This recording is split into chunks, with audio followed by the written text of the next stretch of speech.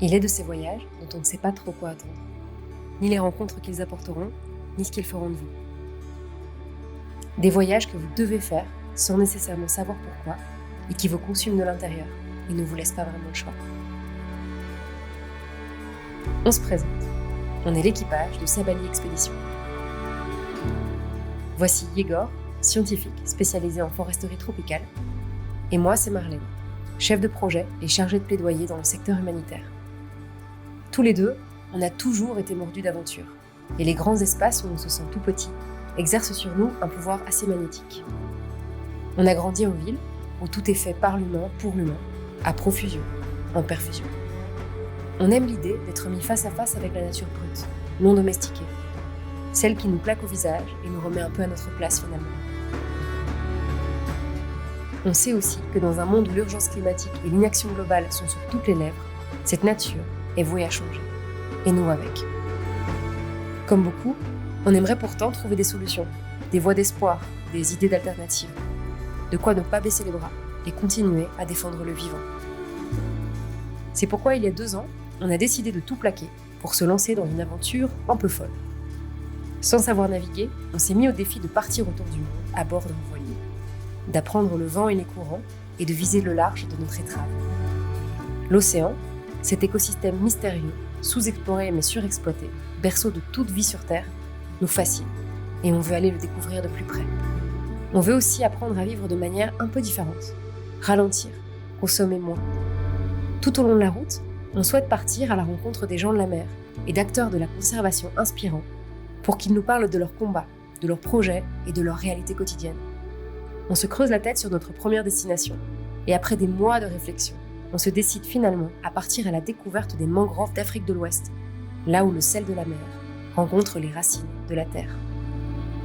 Ces forêts fascinantes seront les premières à nous offrir un abri lorsque nous rallierons les côtes, et elles sont essentielles au bien-être de notre planète.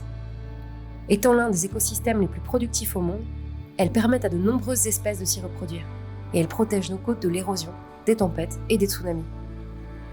Mais ce n'est pas tout.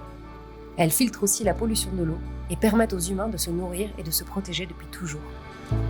Et ça, c'est sans parler de leur travail à plein temps pour capturer une partie du CO2 qu'on rejette tous les jours dans l'atmosphère. Bref, les mangroves font du très bon boulot, même si elles sont parfois sous-représentées au sein des combats environnementaux. On s'est dit que c'était l'occasion de rétablir un peu la balance et de donner le micro aux gens qui en dépendent. Aux communautés qui tirent leurs moyens de subsistance d'écosystèmes qu'il leur faut à la fois exploiter et protéger, tout en conservant l'équilibre.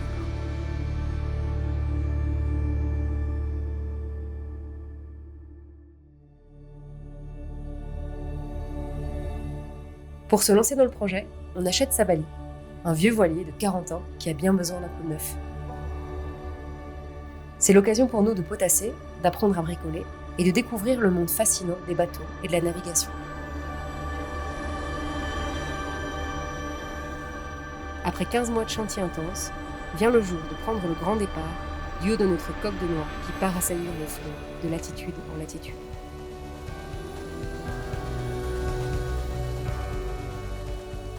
C'est parti pour un apprentissage accéléré de la voile le long des côtes européennes.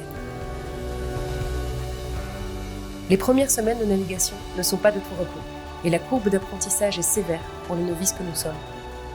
Mais même si ce n'est pas toujours avec grâce, on s'en tire encore pas trop mal et le bateau est toujours à flot.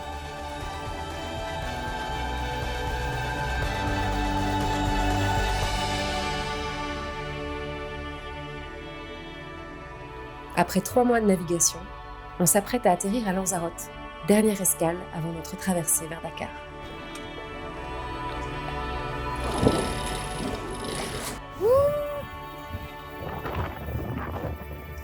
Elle était grosse celle-là.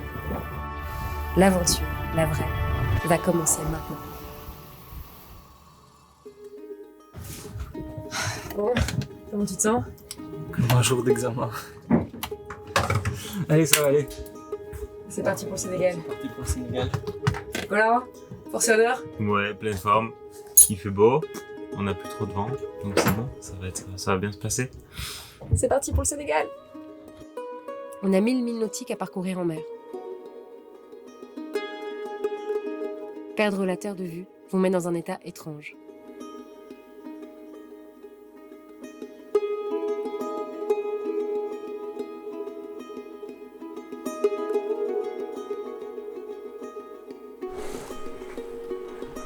La vie s'arrête au-delà des filières du bateau et l'activité à bord tourne au ralenti, mais avec une intensité particulière.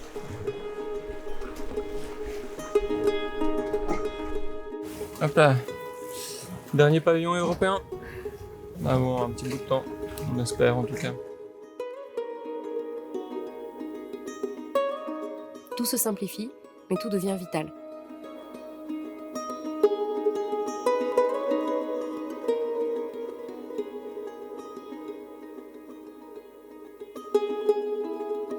On n'arrive pas à croire qu'on est finalement en route pour l'Afrique, destination où très peu de marins s'aventurent et où voyager en voilier représente un sacré défi. Wow. Mais j'ai déjà mes 3. Déjà les 3 ? Et en plus de ça, j'ai déjà le carré. Ah.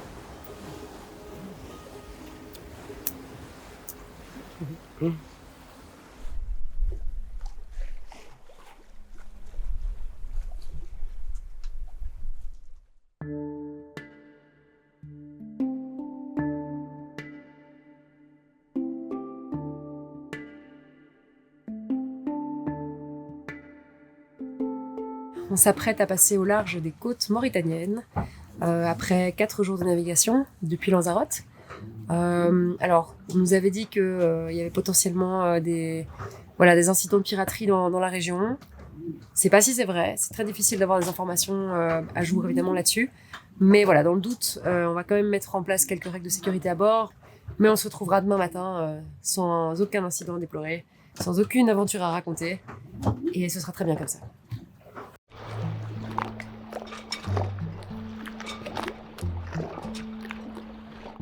Mais dès les premiers quarts de nuit, la radio VHF se met à cracher des messages qui nous laissent perplexes.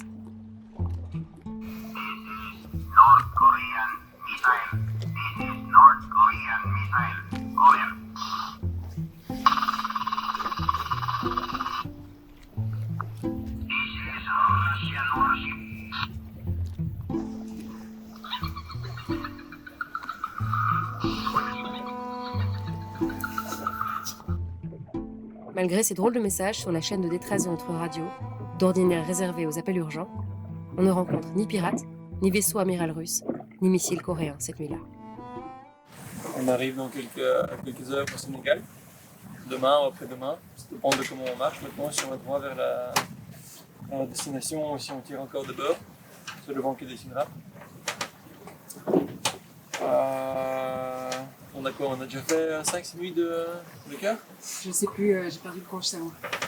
Alors, je sais qu'au total, on en aura pour environ 1000 milles. Toute la traversée. Peut-être 7-8 jours, ouais. Ouais, c'est un gros morceau quoi. Ouais.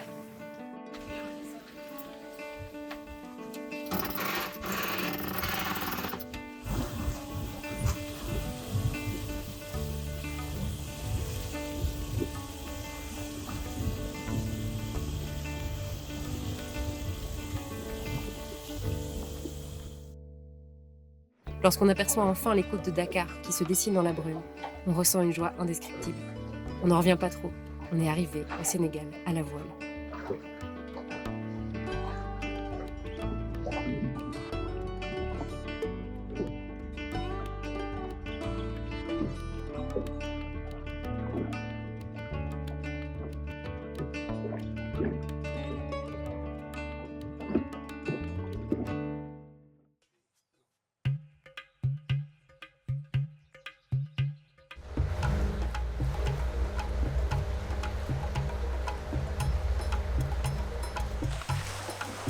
Après 8 jours isolés en mer, on débarque au légendaire cercle de voile de Dakar.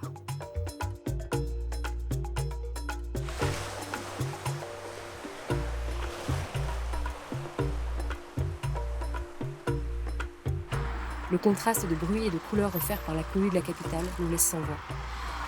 On n'est pas encore tout à fait prêt à revenir au monde terrien, mais le charme dakarois nous met rapidement à l'aise.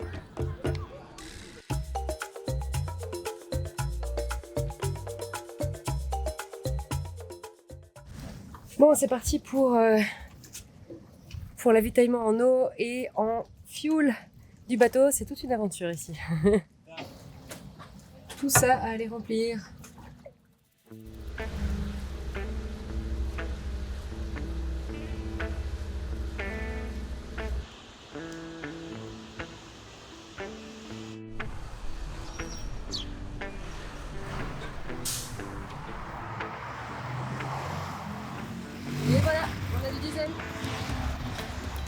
On a plein d'énergie maintenant.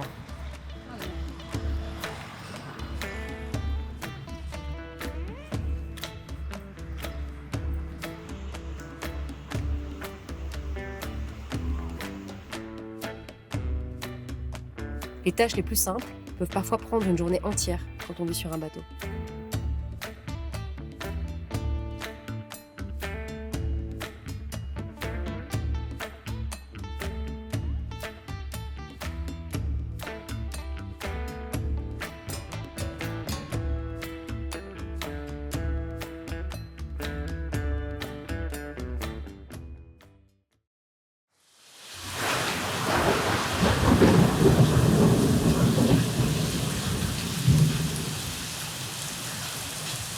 Nous sommes encore en fin de la période des orages et on cumule quelques nuits blanches à veiller sur sa balise, à la merci des rafales et des éclairs. Ça va? T'as le coup? On attend que ça passe, hein. Et on surveille.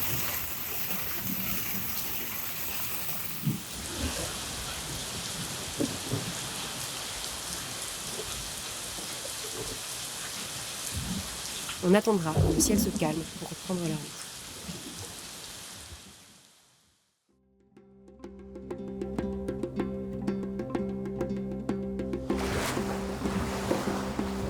Vient le jour J.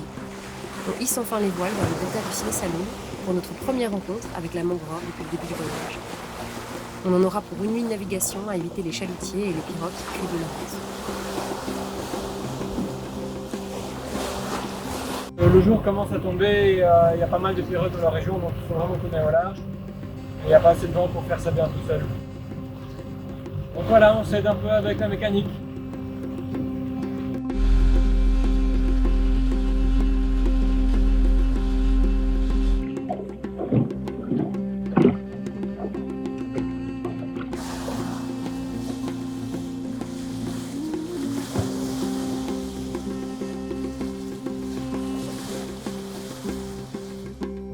Bon allez, plus que quelques milles, on arrive dans le Ciné-Saloum.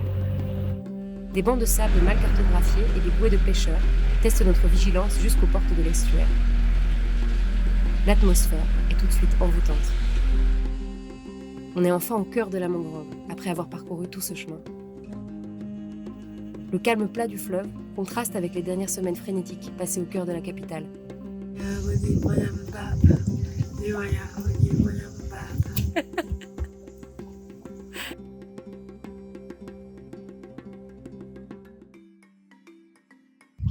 C'est super beau ce matin.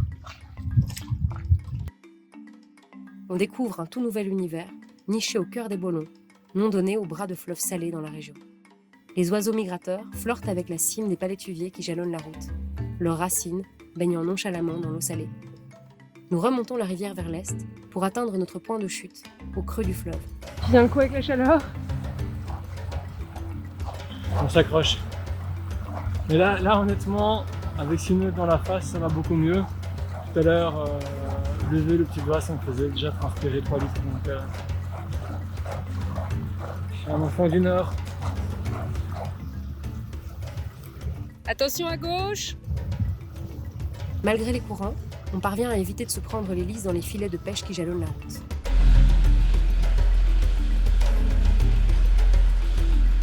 Les fonds ici sont peu profonds, et avec un tirant d'eau de 1,95 m, on a parfois du mal à éviter les bancs de sable. Malheureusement, on ne peut pas trop compter sur nos cartes nautiques ici, car la cartographie est très imprécise. Adama, un piroguier du coin, nous accompagne pour une passe particulièrement compliquée. On va bien faire ça, hein. Ça va passer, Adama, non? Ça va passer, oui, Ça va passer. Ça va passer.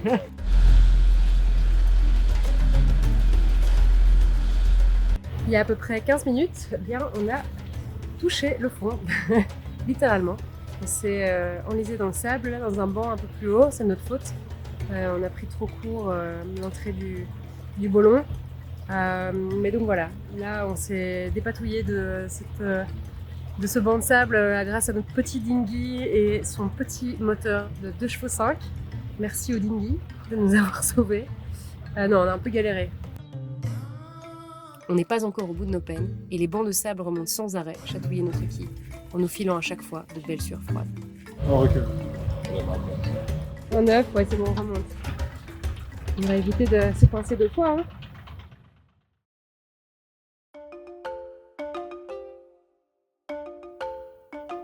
Après ces quelques jours de péripéties fluviales, comme une énorme récompense, on jette finalement l'ancre dans le village de Tubacuta, qui trône, paisible, dans son écrin de palétuvier. L'heure est enfin venue de laisser sa balide derrière le temps d'un instant et de partir à la découverte du voisinage. Tubacuta est un petit village en bordure du Bandiala, un bras de fleuve du Siné Saloum. Il abrite environ 3000 habitants, dépendant principalement de l'agriculture, de la pêche et du tourisme pour leur subsistance. Le rôle de la mangrove y est donc primordial pour les populations, car elle impacte l'ensemble de ces activités d'une manière ou d'une autre. On y établit notre camp de base pour partir à la rencontre d'acteurs et d'actrices travaillant à la conservation de la mangrove dans la région. La biosphère du delta du Siné Saloum se décline en un labyrinthe de bolons bordé de mangroves à perte de vue. Comme dans toutes les mangroves du monde, on retrouve ici une faune riche qui dépend directement de cet écosystème pour se nourrir, se protéger et se reproduire. Ces 50 dernières années, les mangroves ont pourtant été fortement dégradées en raison d'une multitude de facteurs, qu'il s'agisse de grandes périodes de sécheresse ou de déforestation pour un usage domestique du bois récolté. Demain, on partira à la rencontre des communautés du Saloum qui dépendent depuis toujours de cette biodiversité foisonnante pour subvenir à leurs besoins. Ils ont décidé de prendre les choses en main pour enrayer ce phénomène de dégradation.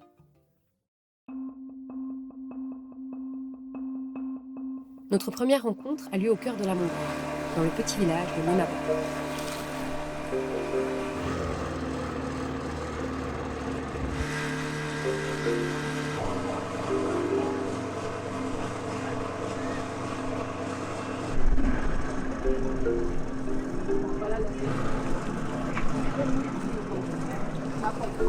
C'est parti.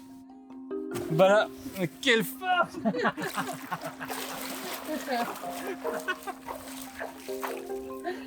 Magnifique. Génial. Merci Bala. On découvre le projet Femmes et Coquillages, où l'ostréiculture est utilisée pour subvenir aux besoins d'une communauté entière, tout en protégeant la forêt. Notre ami Bala nous en dit un peu plus. Le projet Femmes et Coquillages et de l'ostréiculture entre purement dans la conservation de cet écosystème. Je m'explique. L'activité principale des femmes du delta, c'est l'exploitation des coquillages. Et que pour qu'elles exploitent ces coquillages, elles étaient obligées d'aller couper les racines de ces palétuviers et ces branches, parce que les huîtres ont tendance à se fixer sur des supports. Pour exploiter cette ressource-là, les femmes étaient obligées de couper ces branches, ce qui entraînait une régression progressive de cet écosystème, c'est-à-dire les palétuviers. Le secret de la conservation des mangroves dans le coin, c'est la culture sur guirlande, sorte de chapelet de coquilles vides accrochées à la lisière des mangroves. Les guirlandes, c'est des huîtres qui ont été déjà exploitées, qui sont recyclées pour permettre aux naissins d'huîtres de se fixer sur ces guirlandes et que maintenant les femmes vont abandonner cette activité qui était de couper carrément les racines des palétuviers parce que les huîtres maintenant pourront se fixer sur les guirlandes qu'elles ont déjà installées au niveau de ces zones de captage.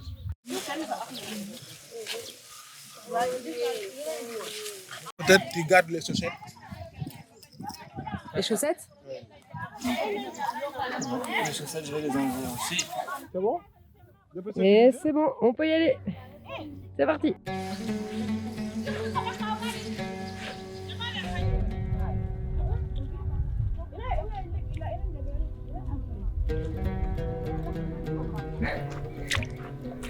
Les bains de boue, ça coûte cher. Ici, c'est gratuit. Tu vois?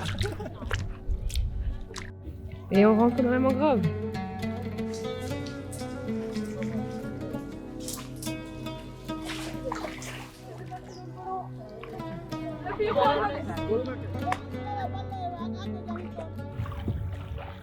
Alors, elle était bonne?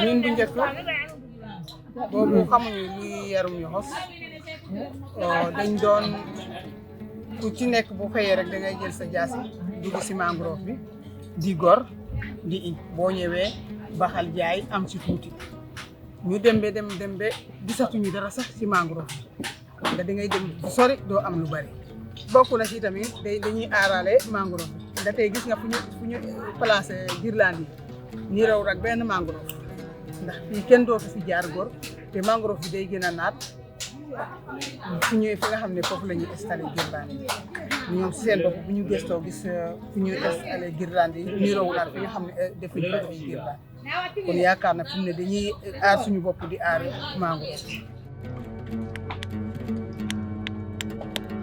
Les femmes du village nous confient avoir accueilli l'idée de ce mode de culture alternative avec un peu de scepticisme au départ. Donner naissance à des huîtres, grâce à des huîtres vides, semblait un peu saugrenu. Mais elles se sont vite rendues compte de l'impact économique de cette activité sur leur ménage, vu le rendement assez inespéré. Avec 1,5 tonne de récolte sur 6 mois, leur productivité a décuplé de manière spectaculaire, permettant à la fois une consommation personnelle des huîtres récoltées et la génération d'un revenu stable pour la communauté. Elles deviennent ainsi les premières sources de revenus du village, passant d'une activité ancestrale individuelle et destructrice à un véritable effort collectif, efficace et respectueux de la mangrove. En bref, prends soin de moi et je prendrai soin de toi.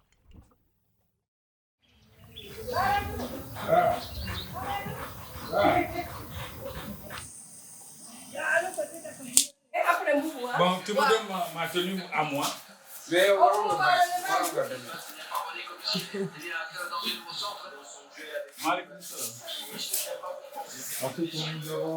T'es à l'aise?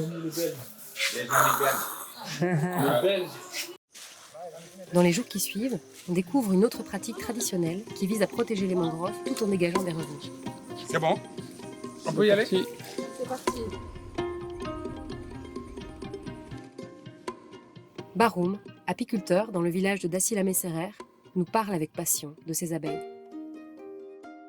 Notre objectif principal, c'est d'une part de mieux conserver la mangrove, d'autre part de générer des revenus supplémentaires pour les acteurs qui interviennent dans cette mangrove-là. Nous avons identifié l'apiculture comme activité essentielle, d'autant plus que le potentiel floral il est important, 45 000 hectares de mangrove, c'est quand même un potentiel mellifère énorme. Le miel récolté, plutôt délicieux, permet de couvrir à la fois la consommation personnelle des producteurs, notamment en pharmacopée, mais aussi l'exploitation commerciale de ce nectar des dieux très prisé par les commerces dakarois.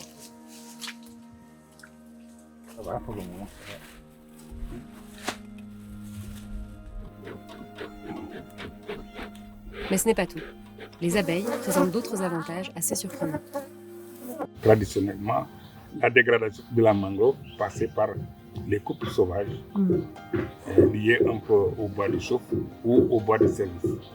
Donc nous avons pensé que mettre un dispositif de 10-20 ruches avec une population de près d'1 million d'individus, c'était suffisamment convaincant pour que les gens n'aillent pas vraiment dans cette mangrove-là. Ce qui est important, c'est que l'abeille n'aime pas la brutalité. Quand on est très brutal, tout de suite, c'est un combat qui est ouvert. Un film là où je vais ouvrir. Il n'y a rien. Il n'y a rien. Rien. C'est la même chose. Au niveau de la... Oui, tu m'as enfumé. La partition et le couvain.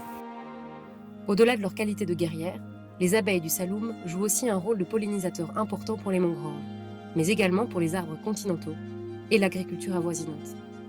Nous, ce que nous cherchons dans tout le bassin versant, c'est de faire en sorte que les gens utilisent de moins en moins des intrants chimiques afin de préserver cet environnement, afin de permettre à ces abeilles de travailler. Les abeilles sont connues pour augmenter le rendement agricole jusqu'à 25% dans la région. Et protéger la mangrove a donc un intérêt direct pour l'une des activités économiques principales du coin. L'apiculture constitue un véritable trait d'union entre deux mondes. Et ces avantages transversaux jouent donc un rôle de sensibilisation important au niveau des communautés. C'est ça qui permet aux populations de s'approprier vraiment les concepts de conservation et de restauration qui sont des concepts assez importants à l'heure du changement climatique. Avec des images au ton de sel et de miel plein la tête, on est de retour à bord de notre maison flottante et on s'apprête doucement à reprendre la route. On profite des derniers jours dans le delta du Siné Saloum pour faire quelques courses et bichonner le bateau.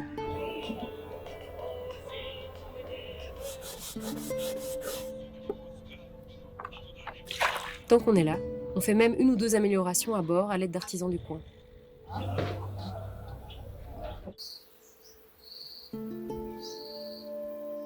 Le grand jour arrive et on pointe l'étrave de Sabali vers le sud où on souhaite en découvrir un peu plus sur les mangroves de la région. Cap sur le fleuve Gambie. C'est une navigation très stressante. Mais il faut la faire. Ça ira mieux au large. Ouais, là, les bonnes sables, là, c'est pas fun.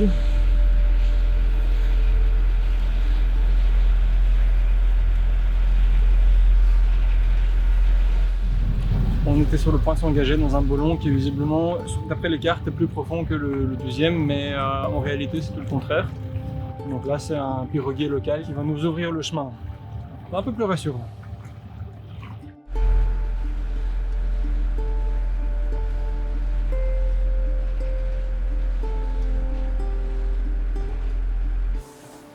On n'en a que pour une dizaine de milles avant de jeter l'ancre à nouveau.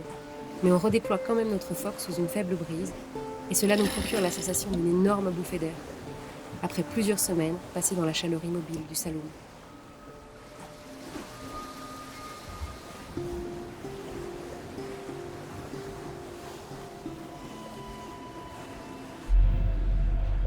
Plein de papillons.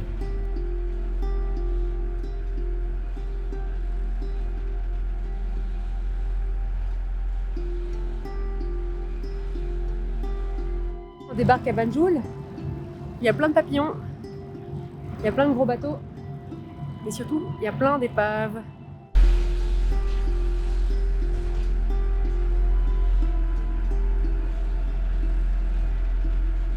Ce soir, nous mouillerons à seulement quelques heures de route de Toubacouta, mais nous avons l'impression de pénétrer dans un tout nouvel univers.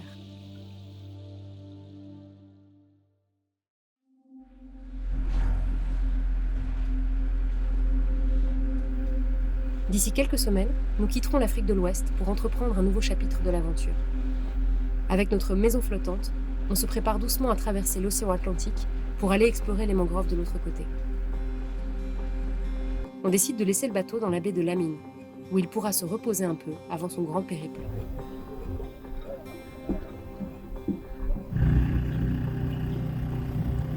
On rencontre un couple de marins, Franck et Marianne, qui nous proposent de nous emmener avec eux à bord de leur voilier Laystar pour remonter le fleuve Gambie.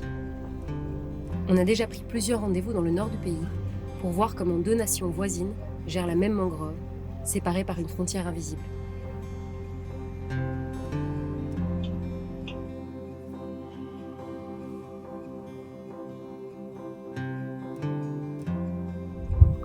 C'est parti pour quelques jours sur la terre ferme.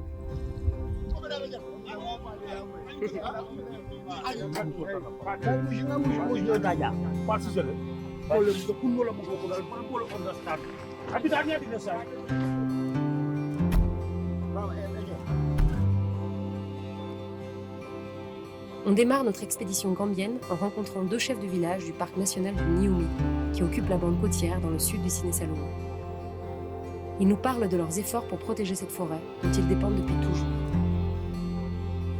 Local people, they used to cut the mangrove branches to make it sticks to roof their houses.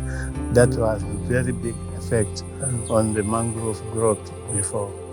But now, after all sensitizing the local communities living around the mangrove areas, they understood that mangroves are very important. Comme au Sénégal, la coupe du bois est une pratique très répandue ici, car elle constitue une ressource gratuite à portée de main de la population gambienne, dont la moitié vit sous le seuil international de pauvreté. En plus de leurs efforts de sensibilisation, les autorités villageoises et les parcs nationaux gambiens ont décidé d'interdire la coupe de bois et de mettre en place des comités de surveillance et des gardes forestiers aptes à sanctionner les abus. Mangrove is legally protected by law. All wetlands happen to follow the mandate of the Parks and Wildlife. So mangrove is protected. Even the locals, everybody knows it's protected. Ces initiatives ne parviennent pourtant pas à endiguer totalement le phénomène de coupe dans le parc. People need to use the resources, but sustainably. One pole here, another pole there. We know people are doing what they're supposed not to do. The capacity to protect wherever people are complaining, this is the biggest problem. The labor component, that is the staff, and the area of mangrove, this is very big.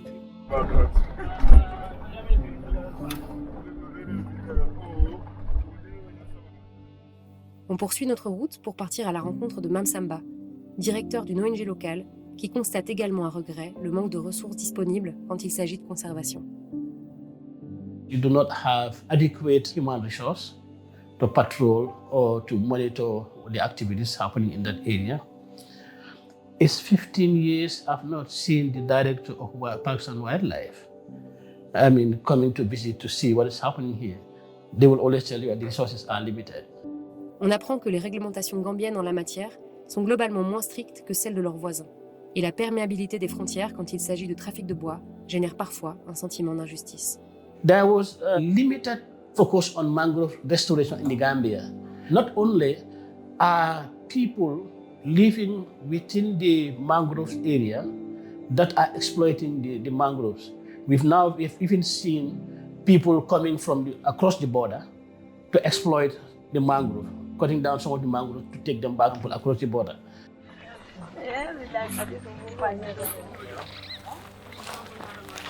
Afin de trouver un compromis entre les impératifs de conservation et les besoins en bois de la population, on découvre un projet de culture de bois alternatif tenu par les jeunes du village de Kerewan. Encore à un stade embryonnaire, les premiers résultats semblent déjà prometteurs pour une poignée de villageois. Because of iko yirol men kundugulo kono o mantoro dole samanam banko kan strut national dunkiralo so bayele ko yirol men be boyta ay banko te on sambale amuta soto bukake so mune wasabu nga yirol men te gulo kono so dalilo atna ngay wudlo ko samana ngaloda killing nam ning atara lokole mo nsudo sot no jande fula nim fota yirola sato kon pour na bon roof because of Au fur et à mesure qu'on s'enfonce dans les bolons, on nous dépeint beaucoup ces fameuses coupes de bois illégales comme les grandes coupables de la déforestation de la région. Tout le monde nous en parle. In most of the areas that we are operating in the North Bank, there is virtually no more forest in those areas. So a lot of people now fall back to the mangroves, for domestic needs, for firewood, for construction, and the like. And what we have observed is that gradually, that is depleting the mangroves, along the river floodplain, which is also increasing the amount of salt water intrusion into the rice fields, which is also reducing the number of fish that is being caught in this area. En remontant le fleuve, on découvre une autre pratique qui semble pourtant avoir contribué au phénomène de dégradation et de déforestation de manière encore plus radicale.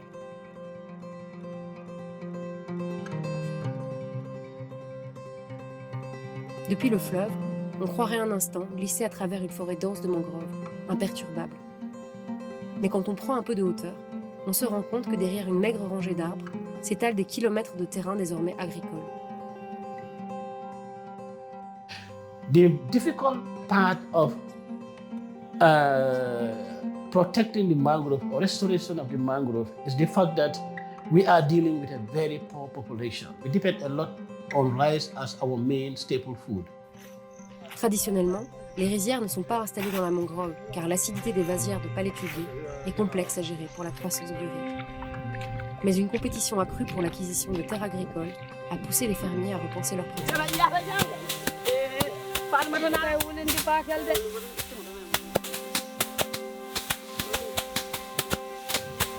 Kamalo doku. Ese tie doku. Ese nyo doku. Ese mbalu wala. Ese tubanyo fanan doku. Nga benolu doku. Ese sarol doku. You come here. Okay. Now? Yeah.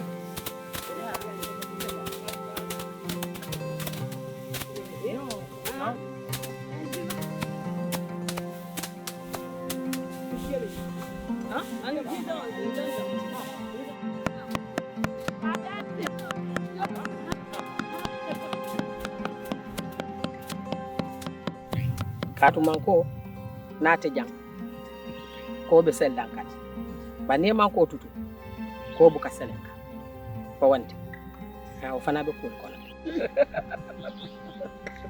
Le sol de mangrove est en fait extrêmement riche en limon fertile. Et avec un bon système de gestion de l'eau, la vase déposée par les marées produit un engrais naturel, tout en se débarrassant des mauvaises herbes, qui, elles, craignent le sel. Puis, comme le dit Fatoumata, les mangroves jouent un rôle de filtre qui permet de diminuer la quantité de sel parvenant aux champs de riz, condition indispensable à la croissance de ces céréales, qui n'aiment pas les taux de salinité trop élevés.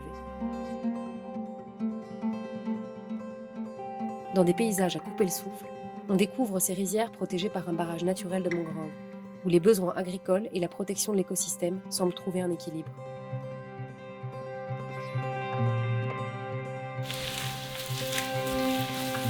En revanche, dans d'autres zones où la mangrove a été trop dégradée par la sécheresse et les crues, les populations ont dû recourir à des méthodes un peu différentes. We are experiencing more salt intrusion in our rice fields because mangroves are being depleted. Dans le village de Marokunda, on a mis en place un système de digues destiné à bloquer la marée. Ringi bara sokira falindro ke nyen nafa da manda. Okay. Nyine mu jeti je mi alon ko kambalu wala. Nyindo mu ko jereti. Jiro o ko ni sama nata. Ha. Sa yim bara so ni yim break. Ha. Wala tana ni yim manya mi yoyanu. Kaste sama jere mu bar sa enten ala de maroto buka ja. Mais dans certains cas, la construction même de ces digues mène à la perte de parcelles entières de mangroves. This is where man interfere in nature.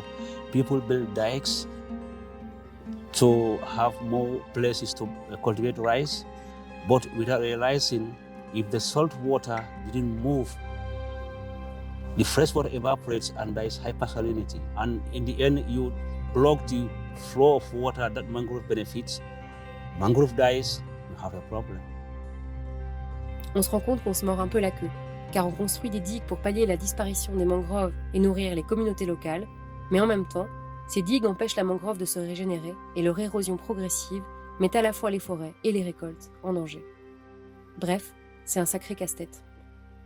Nos visites dans les rizières gambiennes nous font plus que jamais prendre conscience des conflits difficiles à résoudre entre les impératifs de conservation et les besoins de base des populations qui en dépendent.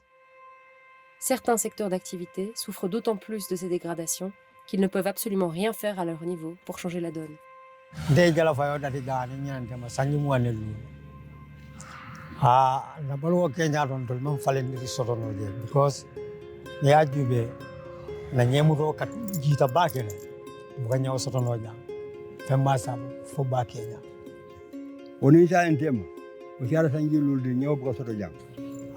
Ndolla mira lodo wala mu nyindi comme min Sénégal tema e je sokile je buka tambi din je ta da fa nak ta je la ka burnande wala ko sabata dina wala tin na ni ro be fa wol be fa da le femma sabu fokko dem be ko dram mala soto ta wala ni manko be fa ni nyamol manko ni nyamol nafa awarta bakele bayri nyawul la dañi no ka soto manko balale ani nyamol ake sabatandi no ba ko na fana bayri momoron ni ani hanama de ni la do man la mabudu la soto e buka to noy.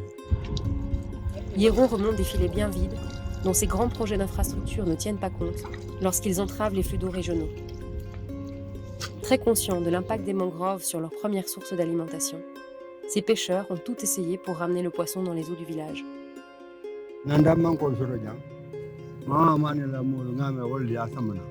Ria din nga do fon lo ja rar la fa gere den famu da bari jang ko la be ja biye bu kata na ci ni jamanda na rolori abko ko ngora ka faale ngal wala min ciara ju wuli kilin par femman tra jebi abe fara. Même si certains projets de reforestation dans la région ont bien pu fonctionner dans le passé, tous les projets de replantation n'aboutissent pas toujours. Il faut bien connaître les spécificités de la zone, les espèces à replanter et assurer un suivi méthodique pour obtenir de bons résultats. Souvent, les phénomènes de régénération naturelle des mangroves sont d'ailleurs plus efficaces. En fait, le meilleur cadeau qu'on puisse leur faire, c'est de leur laisser un environnement en bonne santé et elles feront le reste du boulot toutes seules. Il est doucement temps pour nous de rebrousser chemin et de retrouver Sabali là où nous l'avions laissé.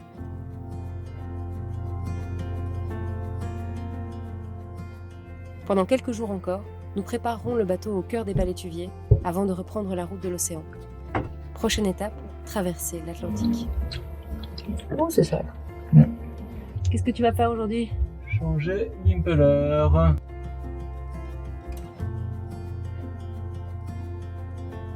On bichonne ce qui doit l'être et une boule grandit tout doucement au fond de la gorge.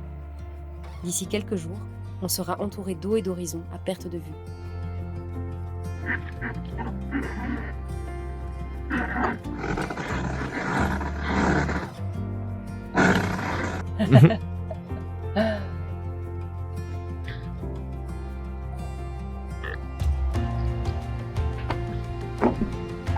On va s'approvisionner dans la ville de Serekunda pour parer à 30 jours de navigation.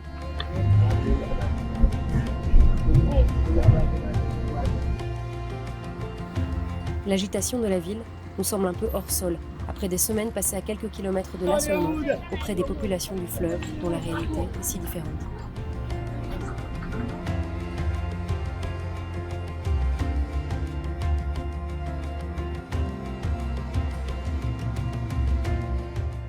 On ne peut pas s'empêcher de garder sur la rétine les visages rencontrés ces dernières semaines. On se dit qu'entre les sécheresses, les usages domestiques abusifs, l'agriculture de masse et les travaux d'infrastructures dommageables à l'environnement, ni les mangroves, ni les communautés qui en dépendent n'ont eu la vie facile par ici. C'est sans parler du contexte d'urgence climatique exacerbé de jour en jour par nos modes de consommation et dont la menace pèse sur l'équilibre déjà fragile d'un écosystème pourtant vital.